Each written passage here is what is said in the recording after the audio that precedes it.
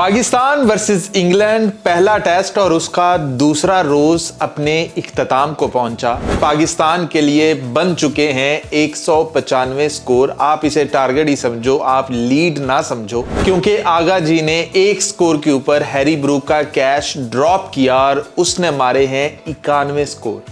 यहीं पर आप जैसे अपनी पहली इनिंग के अंदर आपकी बैटिंग कोलैप्स की है, उसके बाद आपने अपनी बॉलिंग के अंदर दम दिखाना था, लेकिन अगर आपकी बॉलिंग के अंदर दम भी नहीं है तो फील्डिंग के अंदर आपने ऐसा कुछ करना था कि आप वो चीजें सेट कर लेते। लेकिन ना हमसे रन आउट होते हैं, ना हमसे गेंद पकड़ी जाती है चौका रोकने के लिए, ना हमसे कैच पकड़े जाते हैं, फिर हमारे बॉलर हों, फिर चाहे हमारे कप्तान हों, फिर चाहे जो मर्जी हो। तो भैया दूसरे रोज ऐसा हुआ है कि हैरी ब्रूक ने ऐसा धोया है। पहले आपको शुरू करता हूं जॉर्डन कॉक्स से कि उसने 73 स्कोर मारे, जिसमें उसके 14 चौके शामिल हैं। फिर आता है जोए रूट, जिसने हमें 10 चौके मारकर 66 स्कोर मारे। और फिर आ जाता है हैरी ब्रूक, जिसने 91 स्कोर मारे 13 चौके मारकर। और फिर आता है डैन लॉर्नस, जिसने 51 स्कोर मारे, उसने भी हमें 9 चौके लगा दिए। फिर आप विकेट के ऊपर जिमी स्मिथ खड़ा हुआ है 2 चौके लगाकर, अब देखते हैं कि वो कब रोकता है।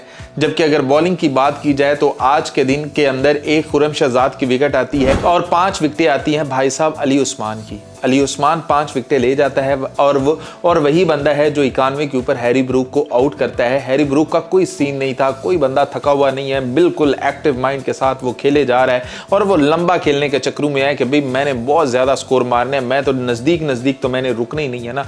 वो 200 के चक्करों में था, लेकिन 91 स्कोर के ऊपर शुक्र करें कि उसकी बस हो गई है, वो आउट हो गया है।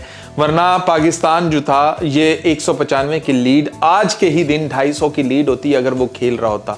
अब पाकिस्तान के पास 195 स्कोर वो बन चुके हैं, लीड हो चुकी है। अब पाकिस्तान पहले ये 195 उतारेगा, मतलब अभी खत्म नहीं हुआ मैच, अभी तो चल रहा है। जिमी स्मिथ अभी खड़ा हुआ है, साथ में 2 बंदे और भी अभी आएंगे। तो अगर वही थोड़ा सा 50 स्कोर कर जाता है तो यही आपका 200 250 स्कोर भी अगर आपके पास लीड का हो गया तो आप बाकी तो छोड़ ही दो। अगर इस लीड को खत्म कर लोगे और वो जो इंग्लैंड से एक इनिंग से हारना होगा उससे बच जाओगे कि 250 ये बना लो और कोई 5-10 स्कोर और ऊपर बना लो, ताकि वो 1 या 2 ओवर के अंदर आकर आपका मैच खत्म कर सके। क्योंकि मैच तो अब आपके हाथ से निकल चुका है।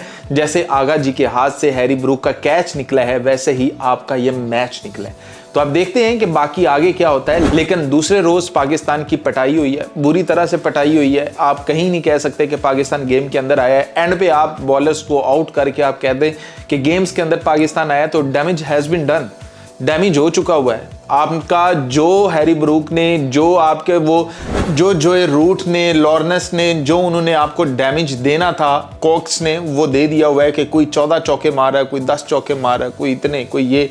और हमारे टोटल मिलाकर 14 चौके नहीं होंगे पूरे मैच के जितने उनका एक बंदा मार गया हुआ है।